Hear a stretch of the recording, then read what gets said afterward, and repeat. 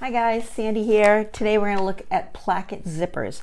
So I've been looking for a tank top for a woven, and I finally found one that I liked. It's from a pattern from 1988. It is a Butterick classic, and it's pattern 3031. I'm not sure you can find it anywhere, but I'm looking at this tank top right here, which is just a very traditional tank top. Now, on the back of the pattern, it says semi-fitted top. Putting it on without any stretch is a real problem. So I made one out of this kind of stretch satin, and it's got a little bit of stretch, and it goes on and off pretty good.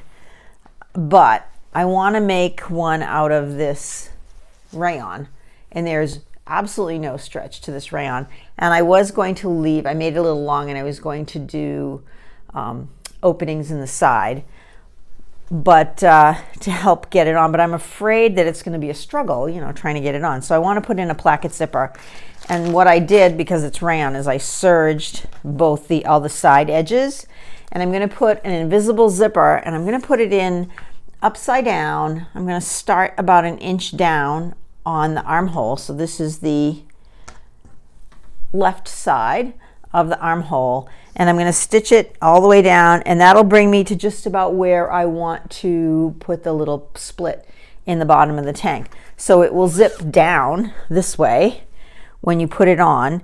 If you put it with the top of the zipper up underneath your arm, it's uncomfortable when you put your arm down. So it's much better to have the zipper, the head of the zipper, down towards the bottom. And we're going to put an invisible zipper in, and there's a couple of tricks for putting an invisible zipper in. The first thing you want to do is you want to take it to the iron, nothing too hot because it's plastic. And as an invisible zipper is invisible because when you pull the head of the zipper, the teeth roll in behind it, and it becomes, you can't see it, right? So what we want to do is we want to open up those teeth a little bit to make it easier to sew. So we're going to press these teeth flat on both sides, and that helps us sew it a little bit better. Now, I'm a big fan of laying things out in front of me. So I have my back, and my front pieces, and my zipper is going to go like this. I know, whoops, it's going to go this way with the head of the zipper down below. So I know that the pull is going to be down here. So this is right side up, this is right side up, this is right side up, and I want to figure out which piece I'm going to sew on first. I'm going to grab my pins.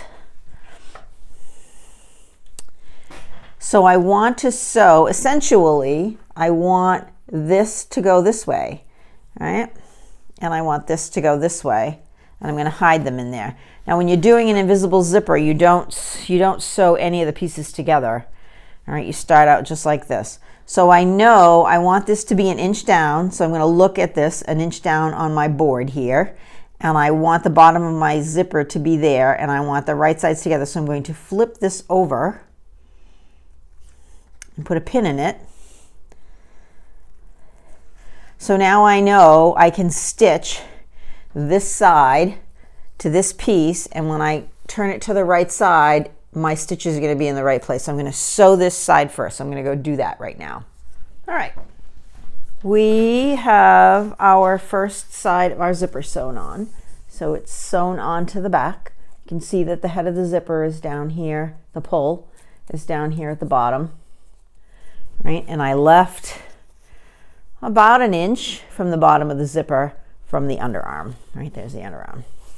Now, I use a regular zipper foot for my invisible zippers.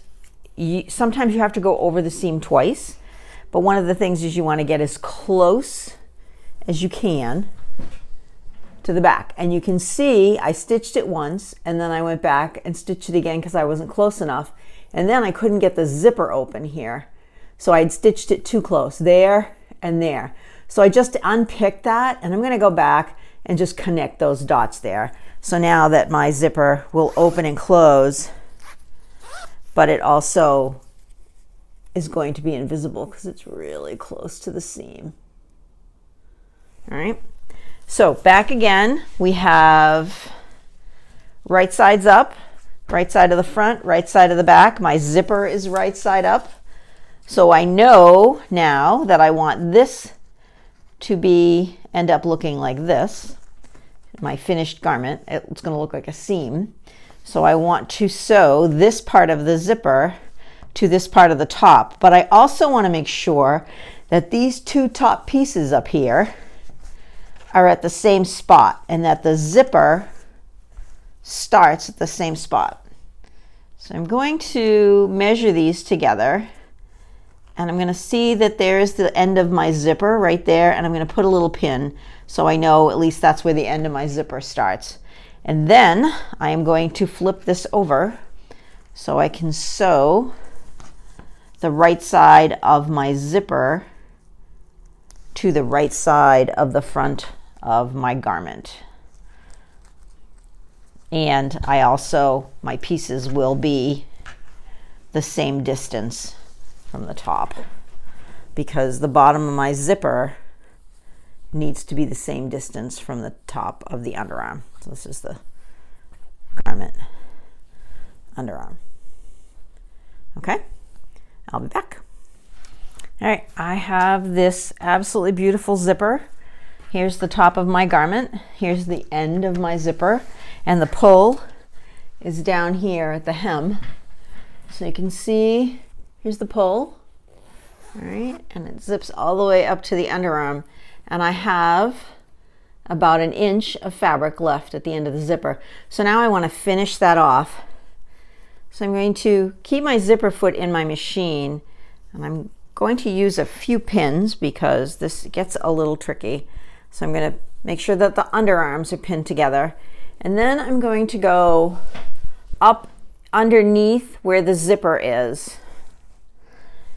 And my goal is to catch that seam on both sides. You see where the pin is going in through here and it's coming out through here. So that's my goal when I'm sewing, is to catch those two together. So you can see you still need your zipper foot because this is going to be in the way and it's the tail end of the zipper. So you're going to start connecting right about here. So here's where the bottom of my zipper is, or actually get the pull out of the way. It'll be easier without the pull in there. So I'm going to start connecting up here at the end, just above the end of my zipper. I'm going to connect these two, so I'm going to stitch from here to here, and that will give me the edge of my placket. All right, you can see now my side seam looks absolutely beautiful. Can't even tell there's a zipper in there. This is the armhole. All right, so I've closed that up. It's a little tricky bit of sewing. It's not perfect, but I'm okay with it. It looks fine from this side, right? You can even tell there's a zipper in there, and it's under my arm, so I'm not so worried. And then at the bottom down here, here's the pull, right here. And this at the bottom, so it doesn't pull all the way to the top, right? Because we've stitched that closed. But this gives you enough to put the garment on and to make it closer fitting, right? So you can get it on and then zip it up, and then you can have, instead of having a baggy garment, which looks good on no one, you can have something that's closer fitting. And then I'm just going to finish these. When I finish the edge, I'm going to have little splits on either side. So I'll see you when it's finished.